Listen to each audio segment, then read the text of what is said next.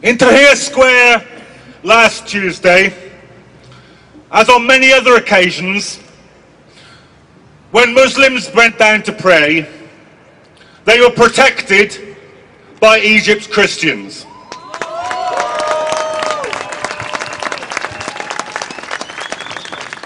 Tomorrow, I've just received this message from my friends in Tahrir Square right now. They have decided that tomorrow will be a day for the martyrs, and that a mass, a Christian mass, will be said in Tahrir Square, and the Christians will be protected by the Muslims.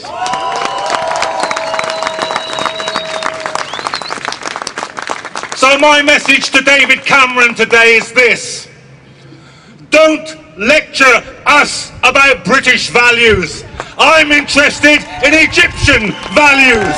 I'm interested in the values of the Egyptian revolution.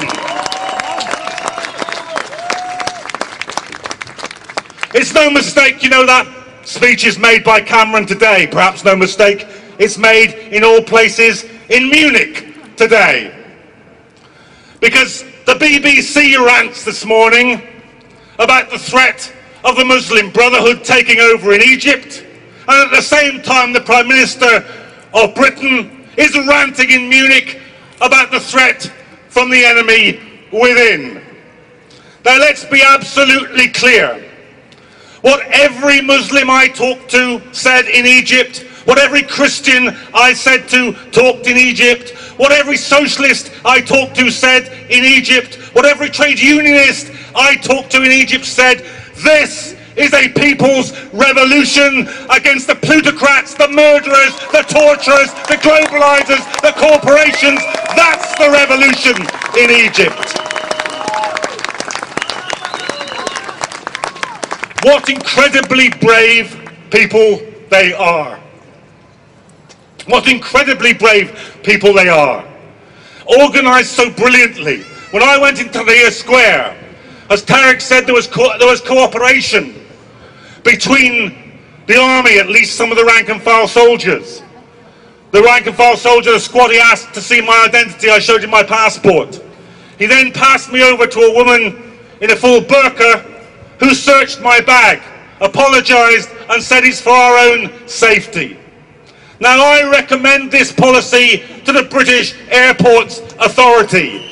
I would feel safer if instead of searching women in burqas, they allowed women in burqas to do the searching. That would be a value worth having in Britain today. And we all know what the link is between this and war. Because just imagine this for a moment. Just conduct now in your own mind this small thought experiment. What if there had been no war in Iraq? What if there had been no million dead, no occupation? What would now, after Tunis, after Cairo, after Egypt, what would the headline that we would be reading say? I think it would say this: Saddam Hussein's regime shaken to its foundations by mass demonstrations in Baghdad. That's what it would be reading. And that is the way that we would be dealing with all the Arab dictators. It is people power. It is the power of revolution. It is the power of self-organization, which is the only way that it is worth getting rid of dictators. Now, the Egyptian revolution, as we speak, is on a knife edge. We've seen it this week, the beauty of the revolution occupying Tahrir Square, the ugliness, the depravity, the brutality of those mobs of plainclothes policemen, of hired thugs trying to drive the revolutionaries off the square. And then that fantastically brave response as they pushed them all the way down Tahrir Square and out the exit by the Egyptian Museum. And then yesterday, the masses returning and holding the square. Today, as we meet here, they're arguing with the army officers A senior army general has just spoken from the platform in Tahrir Square and said, I'm worried you're being manipulated. But the people there are chanting, we won't go until he goes. We won't go until he goes.